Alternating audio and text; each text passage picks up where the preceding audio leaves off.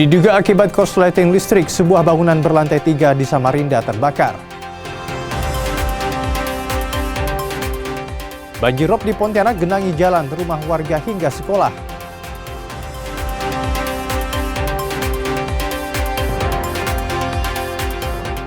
Tidak ada kesepakatan soal pengembalian uang, korban arisan bodong resmi lapor polisi. Petinju Daud Jordan resmi terpilih sebagai Ketua KONI Kalbar periode 2025-2029.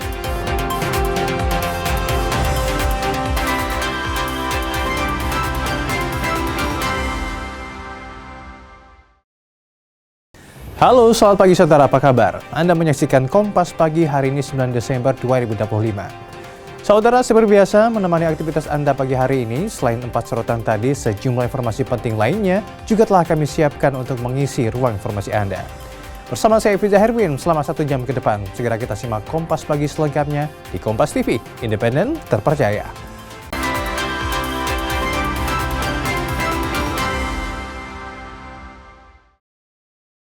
Saudara, kita ke sorotan yang pertama.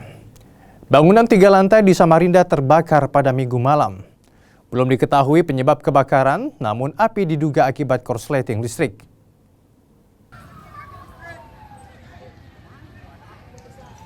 Sebuah bangunan tempat usaha 3 lantai di Jalan Sirat Salman, Samarinda terbakar hebat pada Minggu malam pukul 19.03 WITA. Menurut saksi mata, api bersumber dari lantai 2 tempat pemilik tinggal. Saat kejadian, pemilik bangunan sempat minta tolong sebelum akhirnya menyelamatkan diri.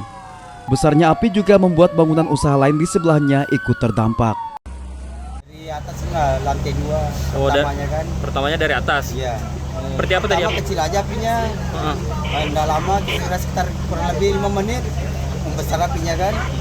Terus pemiliknya bang, ada nggak di lokasi? Tahu sudah, soalnya tadi pertama kan perempuan yang teriak itu minta tolong. Habis itu pas besar apinya enggak tahu lari ke bawah, dia enggak tahu kemana sudah orangnya.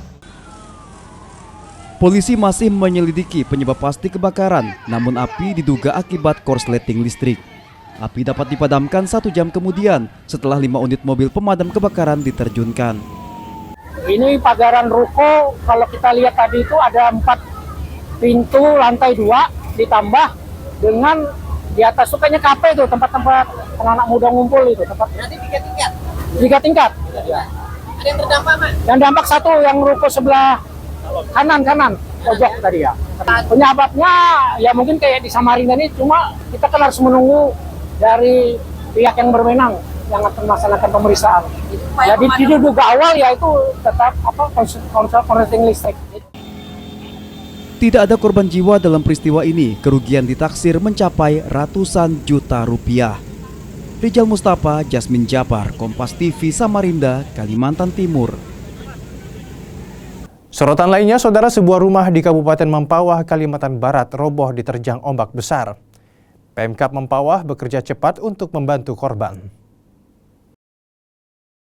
Rumah di Desa Sungai Durian 2, Kecamatan Sungai Kunyit ini roboh akibat terjangan ombak yang begitu kuat.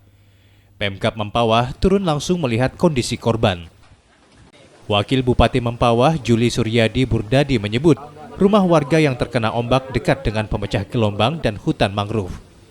Juli bilang, idealnya warga harus membangun rumah 20 hingga 50 meter dari batas pemecah gelombang. Memang kondisi alam yang luar biasa, karena di situ ada pemecah gelombang dan dekat dengan segala mangrove. Memang sebenarnya di daerah pantai ini paling tidak 20 meter atau 3 sampai 50 meter sebenarnya. Tapi ini dah kondisi kita kan mau diapakan lagi. Jadi saya berharap nanti mudah-mudahan dari BPBD sudah melihat situasi ini, mungkin nanti bisa kita bantu apa sesuai dengan yang ada. Ini untuk meringankan dari penghuni rumahnya. Mudah-mudahan agak lebih besar gitu. Kita beralih ke informasi soal banjirop setinggi 1 meter genangi rumah warga Jalan Tanjung Raya 2, Kecamatan Pontianak Timur, Kota Pontianak, Kalimantan Barat. Warga yang rumahnya terendam memilih mengevakuasi diri ke tempat aman karena memiliki anak kecil dan lansia. Ya, selamat pagi saudara Kompas TV. Hari ini saya sedang berada di salah satu lokasi terdampak banjirop di Jalan Tanjung Raya 2, tepatnya di Gang Haji Fauzi, Pontianak Timur. Nah, saat ini ketinggian air sudah mencapai selutut orang dewasa, sekitar setengah meter dari tanah, saudara-saudara. Nah, di lokasi ini puluhan rumah warga sudah terendam banjir. Warga saat ini sibuk untuk menyelamatkan barang-barang yang mereka terendam. Beginilah kondisi rumah warga di Jalan Tanjung Raya 2, Kecamatan Pontianak Timur yang terdampak banjirop pada Senin pagi. Air yang tiba-tiba naik membuat sebagian warga panik dan bergegas menyelamatkan barang-barang yang terendam air.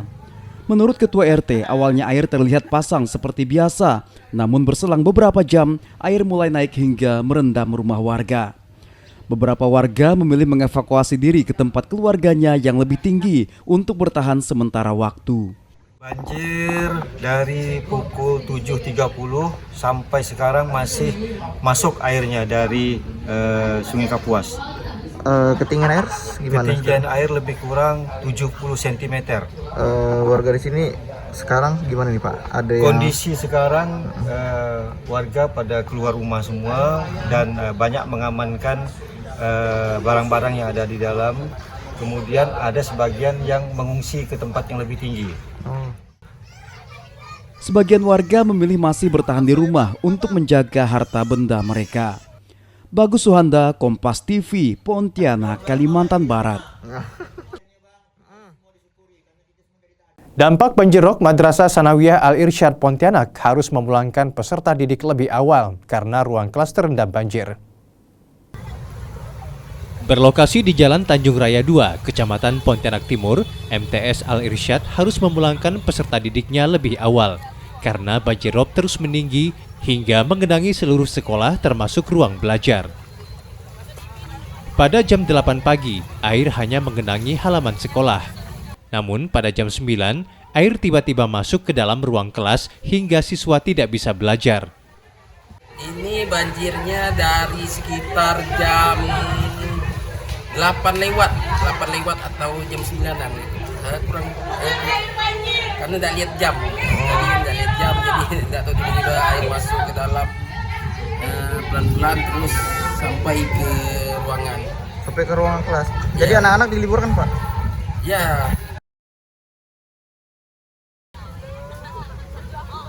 Salah satu peserta didik menyebut ruang kelas terendam setengah meter, membuat mereka tidak bisa belajar di dalam kelas. Dipulangkan karena apa nih? Karena banjir. Sampai masuk ke ruangan? Iya, sampai masuk ke kelas, ke kantin. Jadi nggak bisa belajar sama sekali? Tidak. Jadi guru disuruh belajar di rumah sampai hari apa? Atau cuma hari ini aja? Belum tahu, belum ada infonya. Belum ada infonya. Sejauh ini sih baru hari ini ya? Ya. Lokasi sekolah yang tidak jauh dari Sungai Kapuas membuat sekolah ini rawan terdampak banjirop. Bagus Suhanda, Kompas TV, Pontianak, Kalimantan Barat. Sementara itu, saudara, di Kabupaten Kuburaya, banjir merendam permukiman warga di Desa Sungai Ambangah, Kecamatan Sungai Raya. Meski demikian, aktivitas pelayanan kesehatan di Pustu Kumpai tetap berjalan. Banjir merendam sejumlah fasilitas umum di Desa Sungai Ambangah, Kecamatan Sungai Raya, Kabupaten Kuburaya. Satu di antaranya Puskesmas Pembantu Kumpai.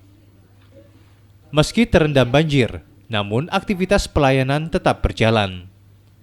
Penyaluran makan bergizi gratis bagi balita dan ibu menyusui juga tetap dilakukan. Tetap beraktivitas, cuman agak terhambat sedikit sih. Tapi alhamdulillah masih bisa beraktivitas karena dia nggak naik kuah, itu hanya di jalan aja. Dan di rumah warga yang rendah aja. Terus untuk kegiatan penyaluran MBG sendiri, apakah juga terhambat Bu atau tetap berlangsung Bu? Tetap berlangsung, walaupun agak ada kendala sedikit, tapi alhamdulillah tetap berlanjut. Sementara itu, salah seorang warga bilang, banjir sudah terjadi 3 hari. Selain karena tingginya intensitas curah hujan, juga pengaruh pasang air sungai. Udah sekitar 3 hari. 3 hari? Nah, 3 hari yang besar gini nih. Kalau sebelumnya sih masih belum separah ini. Ini kalau dilihat banjir ini sebabnya apa nih Kak? Hujan kah atau pasang sungai atau gimana? Pasang sungai disertai hujan kan. Nah, jadilah ini sampai tinggi kayak gini nih harus deras. Meski banjir setinggi 50 cm menggenangi rumah warga, namun sampai saat ini belum ada warga yang mengungsi. Samsul Hardi, Kompas TV, Kuburaya, Kalimantan Barat. Polda Kaltim gelar simulasi bencana hidrometeorologi. Informasi ini selengkapnya akan kami hadirkan sesaat lagi.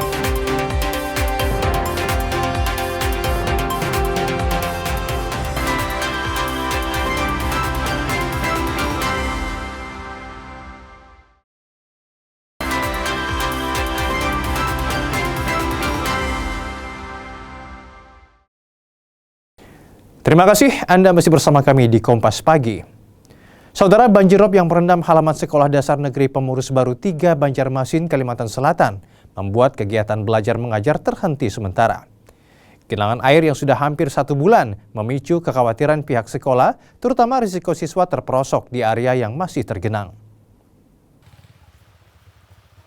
Genangan air yang menutupi seluruh halaman sekolah menjadi alasan utama Sekolah Dasar Negeri Pemurus Baru 3 meliburkan peserta didiknya. Tingginya banjirop ditambah hujan deras dalam beberapa hari terakhir membuat kondisi sekolah semakin tidak aman untuk tempat belajar. Risiko siswa terperosok menjadi kekhawatiran utama. Sekolah menilai akses yang licin dan genangan yang menutupi permukaan tanah dapat membahayakan keselamatan peserta didiknya. Jadi untuk siswa diliburkan karena rentan terpleset, kulit gatal-gatal seperti itu. Hanya untuk seminggu ini dulu kami liburkan, melihat keadaan apakah sudah kondusif atau enggak tuh. Banjirop juga menggenangi akses utama menuju sekolah di Jalan Prona 2 Banjarmasin. Sejumlah warga dan pengendara mengaku kesulitan melintas. Warga mendesak perbaikan drainase agar aliran air lebih lancar dan tidak menggenang terlalu lama. Apa caranya supaya jangan sampai itu dibegah gorong-gorongnya, supaya lancar. Jadi kata kalau hujan sedikit banjir. Fenomena banjirop yang selalu terulang setiap tahun menjadi pengingat akan pentingnya penanganan jangka panjang di wilayah rawan genangan. Sementara, warga masih menanti langkah nyata pemerintah untuk mengatasi keluhan setiap akhir tahun. Arpawi, Kompas TV, Banjarmasin, Kalimantan Selatan. Selain sekolah, saudara, banjirop di Banjarmasin juga mengenangi Pasar Tanjung Maya sehingga mengganggu aktivitas pasar. Tak hanya di area pasar, sejumlah rumah warga di sekitar lokasi juga ikut terendam. Banjirop yang menggenangi Pasar Tanjung Maya, Banjarmasin bukanlah hal baru. Kondisi ini melanda setiap akhir tahun. Hujan deras disertai pasang air laut membuat air merendam area pasar hingga mengganggu aktivitas jual beli. Meski kondisi pasar tetap beroperasi, aktivitas jual beli tak berjalan normal. Dampak banjir membuat minat pembeli menurun. Salah seorang pedagang bilang kondisi ini sangat berdampak pada penghasilan. Kalau sudah banjir nang kayak ini sunyi, sepi pasarnya. Yang kada banjir aja sunyi, apalagi banjir nang kayak ini. Setiap tahun sudah banjir nang kayak ini. Mudah-mudahan akan lebih baik ke depannya. Mudah-mudahan akan lebih bagus. Soalnya kan ini orang bercari ini kan kebanyakannya kan banyak yang susah lah. Tak hanya itu, area permukiman warga juga turut terdampak. Tak sedikit kondisi rumah yang rendah dari jalan terendam banjirop. Warga bilang akibat terendam, sebagian warga mengungsi ke tempat lain. Yang terendam ini, Pak? Ini banyak mengungsi kepada keluarga, Bang. Banyak keluarga ini pindah keluarga. Banyak kan kepada keluarga, Bang. Berarti mayoritas rumah masih kena, Pak ya? Masih kena. Taufik menambahkan banjirop di kawasan ini membutuhkan waktu lama untuk surut. Meski merupakan banjirop yang tergolong siklus tahunan, warga berharap ada penanganan serius agar dampak banjir dapat diminimalkan dan air lebih cepat surut. Sayyidah Aisyah, Kompas TV, Banjarmasin, Kalimantan Selatan. Banjirop merendam sejumlah kawasan di Kalimantan Barat. BMKG Maritim Pontianak mengimbau masyarakat, terutama yang tinggal di pinggiran sungai untuk waspada. BMKG Maritim Pontianak memperkirakan banjir rob akan terjadi hingga 3 hari ke depan. Karena itu, warga diimbau menyelamatkan barang-barang berharga agar tidak terendam banjir. Untuk kondisi pasang maksimum antara 1,6 hingga 1,8 meter diperkirakan masih akan berlangsung hingga tanggal 12 Desember pada pukul 6 hingga 13 waktu Indonesia Barat dengan puncak 1,8 meter diperkirakan akan terjadi pada tanggal 8 hingga 10 Desember pada pukul 9 hingga 11 waktu Indonesia Barat. Kondisi cuaca sendiri diperkirakan masih berpotensi hujan dengan intensitas sedang hingga lebat di seluruh wilayah Kalimantan Barat pada tanggal 8 Desember tahun 2025 dan wilayah Ketapang, Payung Utara, dan Kuburaya pada tanggal 9 Desember tahun 2025. Kita ke informasi lainnya. Saudara, cuaca ekstrim yang melanda Banjarmasin beberapa hari terakhir menumbangkan 2 pohon besar di Jalan Dharma Praja. Warga diimbau waspada dan hindari pepohonan saat hujan disertai angin kencang. Diduga pohon yang tumbang ini telah tua dan mulai lapuk sehingga roboh diterjang angin. Sebagai antisipasi, Kepala Pelaksana Badan Penanggulangan Bencana Daerah Banjarmasin, Husni Tamrin bilang, timnya telah melakukan peninjauan dan melaporkan kondisi sejumlah pohon yang dinilai berisiko membahayakan warga ke Dinas Lingkungan Hidup. Warga juga diimbau tidak berteduh di bawah pohon besar, terutama saat cuaca buruk.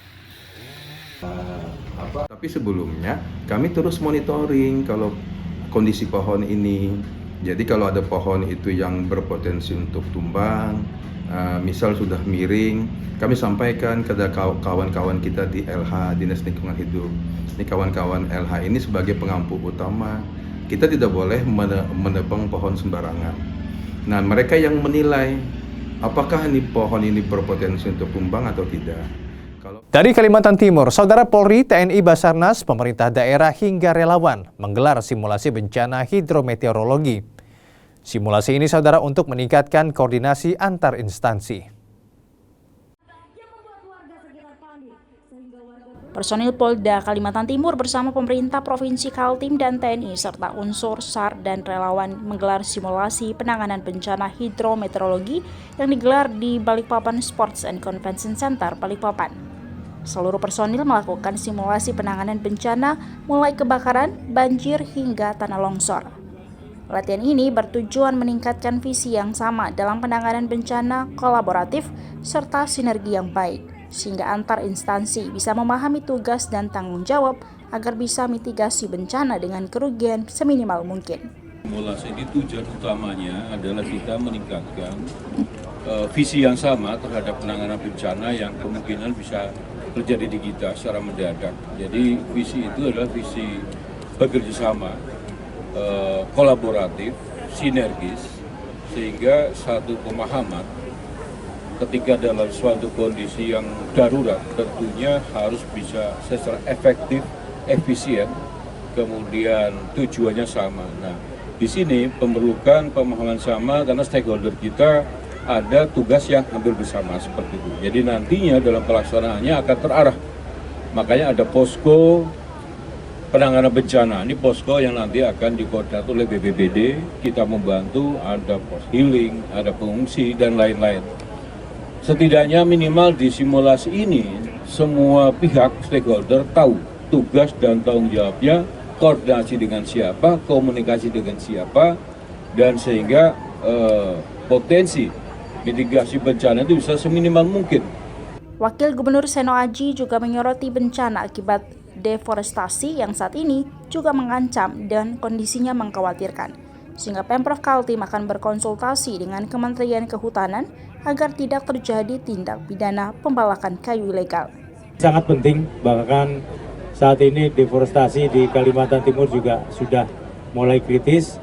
Kami juga berkonsultasi dengan Kementerian Kehutanan supaya tidak terjadi deforestasi di Kalimantan Timur, tidak terjadi pembalakan kayu ilegal, dan tentu saja ini juga sangat berdampak kepada masyarakat, terutama adalah banjir dan tanah longsor.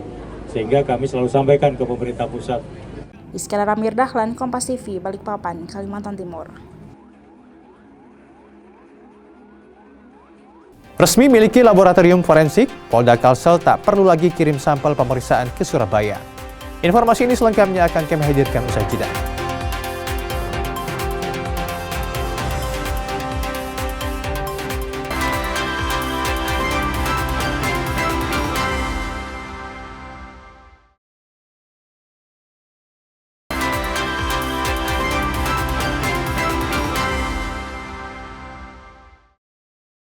Anda masih menyaksikan Kompas Pagi.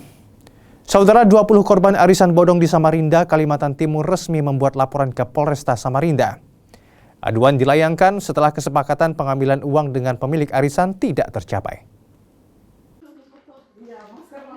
Para korban arisan bodong di Samarinda ramai-ramai mendatangi kantor Polresta Samarinda untuk kembali melapor lantaran tidak tercapainya kesepakatan dengan pemilik arisan untuk mengganti uang mereka. Kerugian yang dialami bervariasi mulai 20 hingga 50 juta rupiah untuk setiap orang. Jika ditotal seluruh korban sebanyak 450 orang, kerugian mencapai 7 miliar rupiah.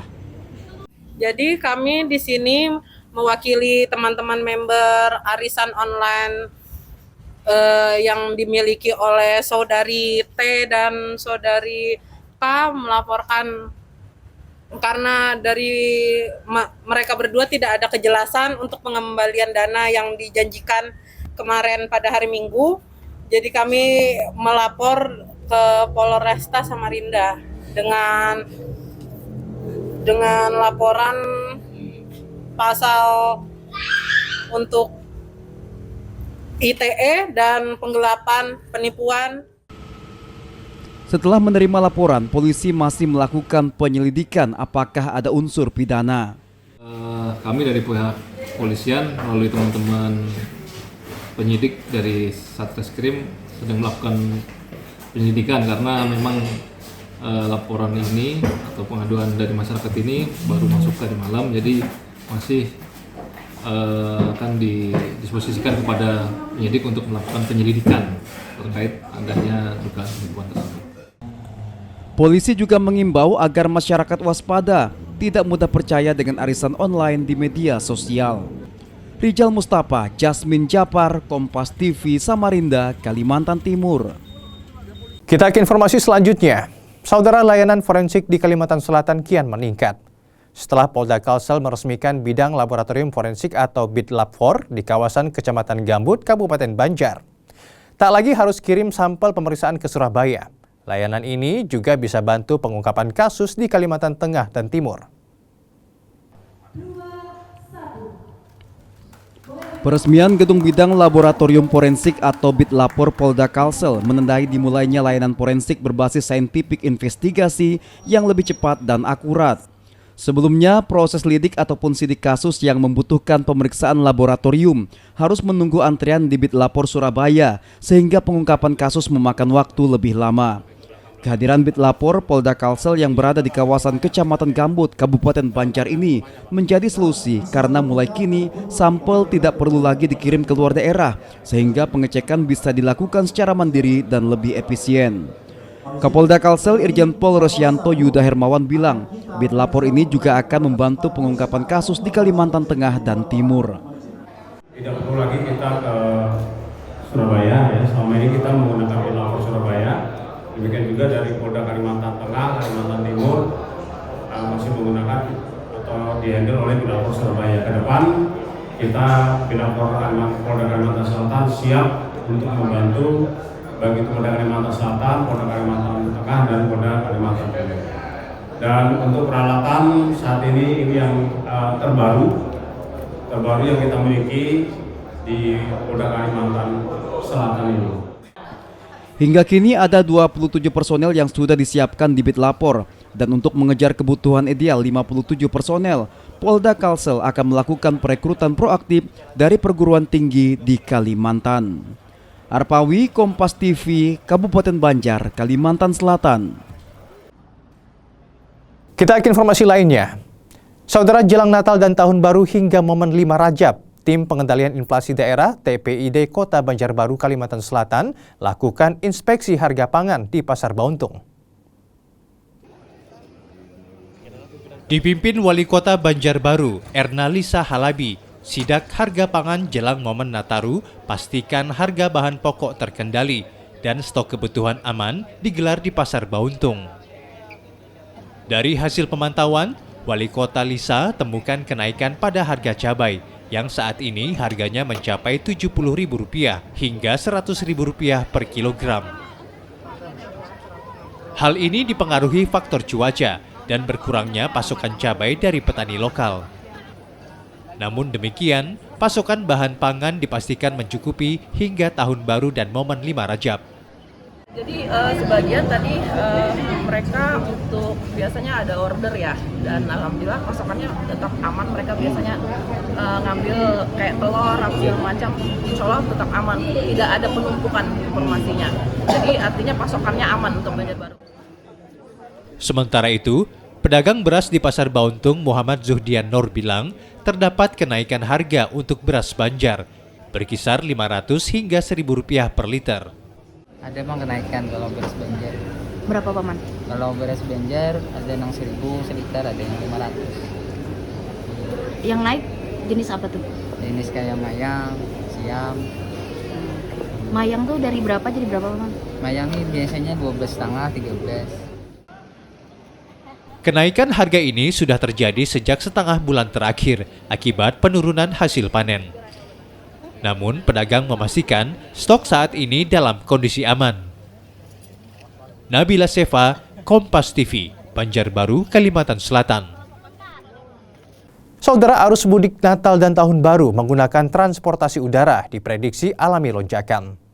Hal tersebut didorong oleh kebijakan pemerintah berikan insentif besar untuk turunkan biaya perjalanan udara. Otoritas Bandara Wilayah 7 Balikpapan prediksi libur Natal dan Tahun Baru berdampak pada lonjakan penumpang pesawat. Hal ini didorong adanya kebijakan pemerintah pusat yang memberikan insentif untuk turunkan biaya perjalanan udara. Kementerian Perhubungan menginstruksikan pemberian diskon dan subsidi komponen biaya penerbangan, diantaranya penanggungan PPN 6% yang biasa ditanggung oleh penumpang, penurunan harga aftur, diskon beberapa komponen biaya bandara seperti PJ4U, PJP2U, dan sejumlah biaya lainnya yang umumnya dibebankan ke penumpang. Dengan berbagai kebijakan tersebut diperkirakan harga tiket pesawat turun sekitar 13 hingga 14%. Presiden oleh Menteri Perhubungan itu dengan komponen-komponen tadi yang saya sebutkan diperkirakan akan menurunkan biaya tiket sekitar 13 sampai dengan 14%. Karena ini menunjukkan supaya masyarakat bisa menikmati yang namanya libur panjang dalam rangka Natal dan Tahun Baru. Inilah bentuk kehadiran pemerintah dan kepedulian pemerintah oleh yang akan dirasakan oleh masyarakat sebagai pengguna jasa transportasi udara. Operator bandara juga diminta memperpanjang jam operasional selama periode Natal dan Tahun Baru guna mengakomodir tingginya pergerakan pesawat dan penumpang. Iskandar Amir Dahlan, Kompas TV, Balikpapan, Kalimantan Timur. Sport Day tutup Kompas Gramedia Cup tahun 2025 di Kalbar. Informasi ini selengkapnya akan kami hadirkan dengan serangkaian informasi lain di Kompas Pagi. Tetaplah bersama kami.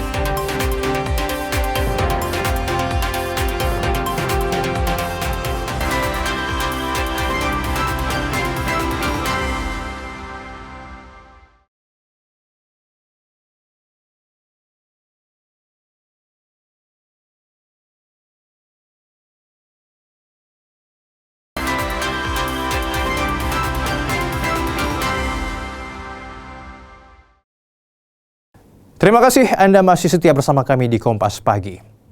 Kita ke informasi seputar olahraga.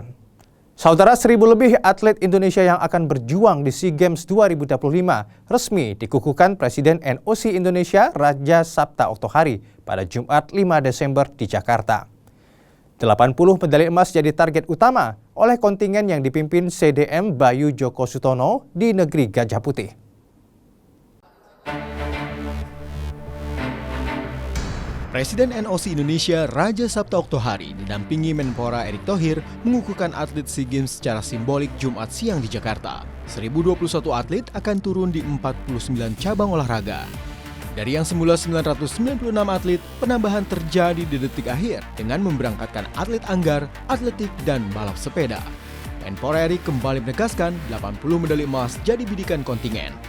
Target ini sudah melalui kajian komprehensif dan merupakan jumlah maksimal di tengah efisiensi anggaran.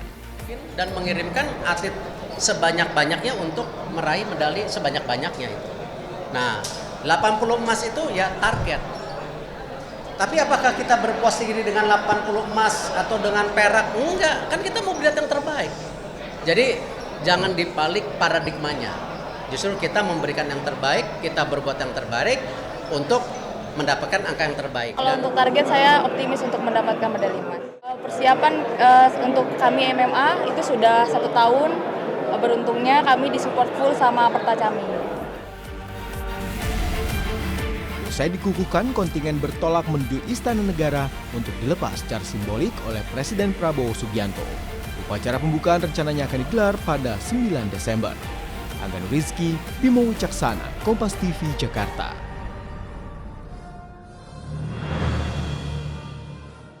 Dari Kalimantan Selatan, saudara, semarak pertandingan sepak bola di akhir tahun kembali digelar di lapangan hijau Murjani Banjarbaru. Bertajuk Gila Bola tutup tahun Piala Banjarbaru Emas 2025, turnamen ini menjadi pertarungan antar kelurahan usia 40 tahun. Turnamen perebutan trofi Banjarbaru Emas 2025 menonjolkan energi pemain senior usia 40 tahun. Ajang sepak bola antar 20 kelurahan sekota Banjarbaru ini merupakan ajakan menjadikan olahraga sebagai bagian dari gaya hidup sehat. Ya, alhamdulillah Pemko Banjarbaru hari ini perdana melaksanakan Gila Bola untuk tahun 2025. Yang jelas event ini insya Allah bisa dilaksanakan berkelanjutan tentunya, karena ini adalah juga aspirasi juga masyarakat juga tentunya, program-program kegiatan olahraga yang lainnya juga nanti bisa mengikuti. Bukan sekadar merebut trofi Piala Banjarbaru Emas, ajang ini juga menjadi momen menjaga silaturahmi dan memperlihatkan teknik terbaik kepada generasi muda. Dengan semangat para senior, sepak bola yang bermain dan memainkan permainan yang indah dan bagus, maka akan merangsang anak-anak usia kelompok umur produktif untuk lebih giat berlatih dan berprestasi di ajang regional maupun nasional nantinya.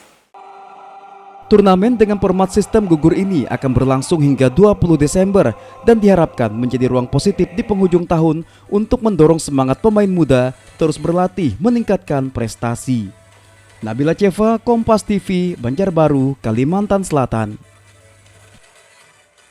Saudara, Daud Jordan resmi terpilih sebagai Ketua KONI Kalimantan Barat periode 2025-2029. Petinju yang juga anggota DPD RI ini menang usai mengantongi 37 dari 68 suara perwakilan KONI 14 kabupaten kota, cabang olahraga dan badan fungsional. Petinju Daud Jordan resmi terpilih menjadi Ketua Komite Olahraga Nasional Indonesia atau KONI Kalimantan Barat periode 2025-2029 dalam musyawarah Provinsi KONI Kalbar di salah satu hotel di kota Pontianak. Daud unggul 7 suara dari anggota DPD RI yang juga Sultan Pontianak Syarif Melvin Al-Qadri.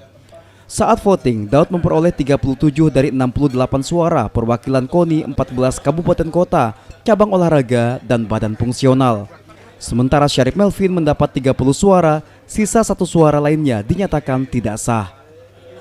Yang pertama tentu kita ucapkan terima kasih kepada seluruh pengurus KONI Provinsi Kalimantan Barat yang pada hari ini sudah menyelesaikan musyawarah Provinsi Kalimantan Barat, dan alhamdulillah puji Tuhan saya terpilih menjadi Ketua KONI periode 2025-2029. Tentu semua ini tidak terlepas dari dukungan dari seluruh pengurus cabang olahraga baik di kabupaten maupun di provinsi. Daud Jordan langsung mengajak Sultan Pontianak untuk berkolaborasi memajukan olahraga Kalbar.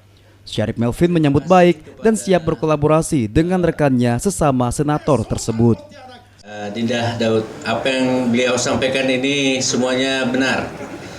Kita selalu berdampingan. Ketika rapat, sidang, kita selalu bersebelahan. Begitu juga di ruangan kita berhadapan. Kita sering komunikasi untuk pembangunan daerah Kalimantan Barat.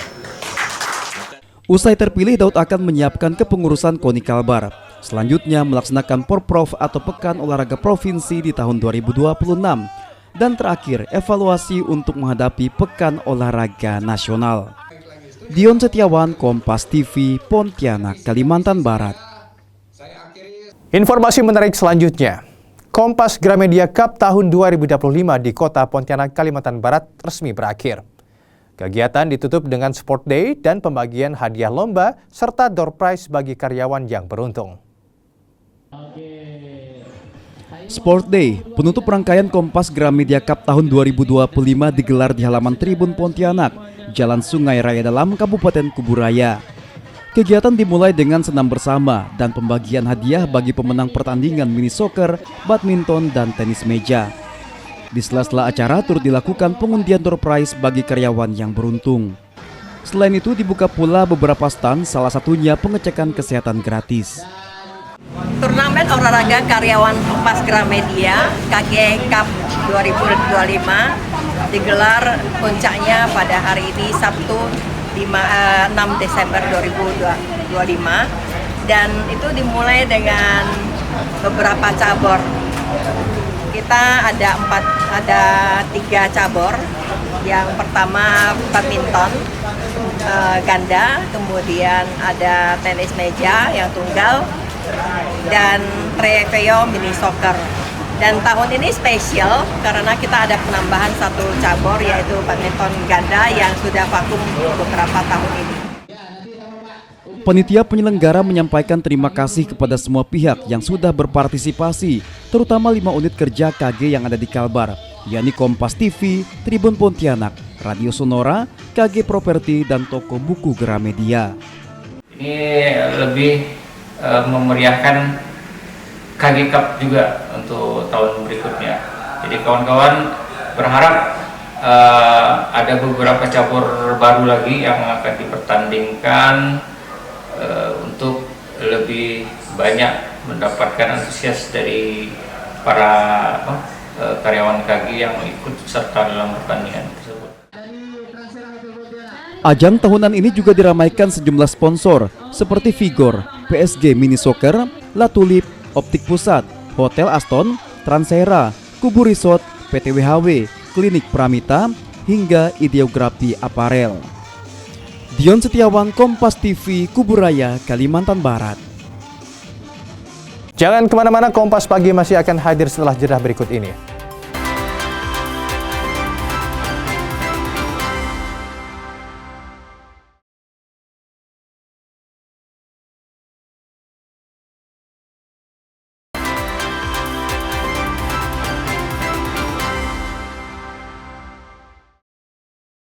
Terima kasih Anda masih menyaksikan Kompas Pagi. Saudara, bagi Anda yang tidak sempat menyaksikan informasi utama Kompas Pagi hari ini, berikut kami hadirkan untuk Anda.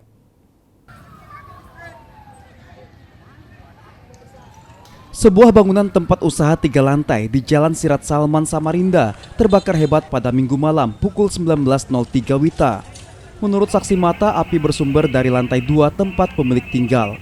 Saat kejadian, pemilik bangunan sempat minta tolong sebelum akhirnya menyelamatkan diri.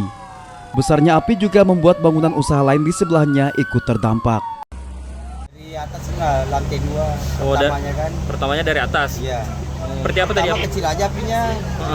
Enggak lama, kira sekitar kurang lebih 5 menit. Membesar apinya kan. Terus pemiliknya bang, ada nggak di lokasi? Tahu sudah, soalnya tadi pertama kan perempuan yang teriak itu minta tolong. Habis itu pas besar apinya nggak tahu lari ke bawah, dia nggak tahu kemana sih orangnya. Polisi masih menyelidiki penyebab pasti kebakaran, namun api diduga akibat korsleting listrik. Api dapat dipadamkan 1 jam kemudian setelah 5 unit mobil pemadam kebakaran diterjunkan. Ini pagaran ruko, kalau kita lihat tadi itu ada 4 pintu lantai 2 ditambah dengan di atas tuh kayaknya kafe itu, tempat-tempat anak-anak muda ngumpul itu, tempat. Nanti 3 tingkat. 3 tingkat. Ya. Ada yang terdampak, Mas? Yang dampak 1 yang ruko sebelah kanan pojok tadi ya. Penyebabnya ya mungkin kayak di Samarinda ini, cuma kita kan harus menunggu dari pihak yang berwenang yang akan melaksanakan pemeriksaan. Jadi diduga awal ya itu tetap korsleting listrik. Tidak ada korban jiwa dalam peristiwa ini. Kerugian ditaksir mencapai ratusan juta rupiah. Rijal Mustafa, Jasmine Japar, Kompas TV, Samarinda, Kalimantan Timur. Ya, selamat pagi saudara Kompas TV. Saat ini saya sedang berada di salah satu lokasi terdampak banjir rob di Jalan Tanjung Raya 2, tepatnya di Gang Haji Fauzi, Pontianak Timur. Nah, saat ini ketinggian air sudah mencapai selutut orang dewasa, sekitar setengah meter dari tanah, saudara-saudara. Nah, di lokasi ini puluhan rumah warga sudah terendam banjir. Warga saat ini sibuk untuk menyelamatkan barang-barang yang mereka terendam. Beginilah kondisi rumah warga di Jalan Tanjung Raya 2, Kecamatan Pontianak Timur yang terdampak banjirop pada Senin pagi. Air yang tiba-tiba naik membuat sebagian warga panik dan bergegas menyelamatkan barang-barang yang terendam air. Menurut Ketua RT, awalnya air terlihat pasang seperti biasa, namun berselang beberapa jam, air mulai naik hingga merendam rumah warga. Beberapa warga memilih mengevakuasi diri ke tempat keluarganya yang lebih tinggi untuk bertahan sementara waktu. Banjir dari pukul 7.30 sampai sekarang masih masuk airnya dari Sungai Kapuas. Ketinggian air gimana? Ketinggian air lebih kurang 70 cm. Warga di sini sekarang gimana nih Pak? Ada kondisi sekarang warga pada keluar rumah semua dan banyak mengamankan barang-barang yang ada di dalam. Kemudian ada sebagian yang mengungsi ke tempat yang lebih tinggi. Sebagian warga memilih masih bertahan di rumah untuk menjaga harta benda mereka. Bagus Suhanda, Kompas TV, Pontianak, Kalimantan Barat.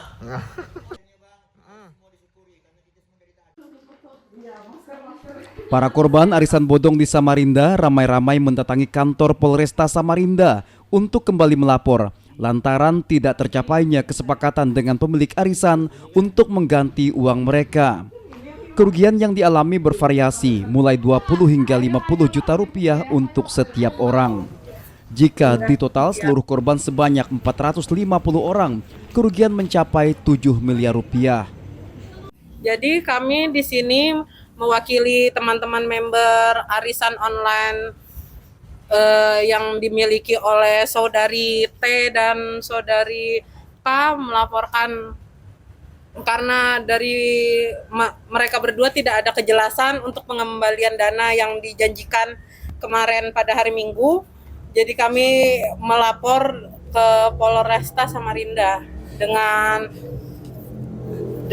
laporan pasal untuk ITE dan penggelapan penipuan. Setelah menerima laporan, polisi masih melakukan penyelidikan apakah ada unsur pidana. Kami dari pihak polisian melalui teman-teman penyidik dari Satreskrim sedang melakukan penyelidikan karena memang laporan ini atau pengaduan dari masyarakat ini baru masuk tadi malam, jadi masih akan didisposisikan kepada penyidik untuk melakukan penyelidikan terkait adanya dugaan penipuan tersebut. Polisi juga mengimbau agar masyarakat waspada, tidak mudah percaya dengan arisan online di media sosial. Rijal Mustafa, Jasmine Japar, Kompas TV, Samarinda, Kalimantan Timur. Petinju Daud Yordan resmi terpilih menjadi Ketua Komite Olahraga Nasional Indonesia atau KONI Kalimantan Barat periode 2025-2029 dalam musyawarah Provinsi KONI Kalbar di salah satu hotel di kota Pontianak. Daud unggul 7 suara dari anggota DPD RI yang juga Sultan Pontianak Syarif Melvin Al-Qadri. Saat voting, Daud memperoleh 37 dari 68 suara perwakilan KONI 14 kabupaten kota, cabang olahraga, dan badan fungsional. Sementara Syarif Melvin mendapat 30 suara, sisa 1 suara lainnya dinyatakan tidak sah. Yang pertama tentu kita ucapkan terima kasih kepada seluruh pengurus KONI Provinsi Kalimantan Barat yang pada hari ini sudah menyelesaikan musyawarah Provinsi Kalimantan Barat, dan alhamdulillah puji Tuhan saya terpilih menjadi Ketua KONI periode 2025-2029. Tentu semua ini tidak terlepas dari dukungan dari seluruh pengurus cabang olahraga baik di kabupaten maupun di provinsi. Daud Yordan langsung mengajak Sultan Pontianak untuk berkolaborasi memajukan olahraga Kalbar. Syarif Melvin menyambut baik dan siap berkolaborasi dengan rekannya sesama senator tersebut. Dinda Daud, apa yang beliau sampaikan ini semuanya benar. Kita selalu berdampingan ketika rapat, sidang, kita selalu bersebelahan. Begitu juga di ruangan kita berhadapan. Kita sering komunikasi untuk pembangunan daerah Kalimantan Barat. Usai terpilih, Daud akan menyiapkan kepengurusan KONI Kalbar. Selanjutnya melaksanakan Porprov atau Pekan Olahraga Provinsi di tahun 2026. Dan terakhir, evaluasi untuk menghadapi Pekan Olahraga Nasional. Dion Setiawan, Kompas TV, Pontianak, Kalimantan Barat. Dan saudara, informasi menarik tadi sekaligus mengakhiri jumpa kita dalam Kompas Pagi hari ini. Terima kasih atas perhatian Anda, tetap terus saksikan Kompas Pagi hanya di Kompas TV, independen, terpercaya.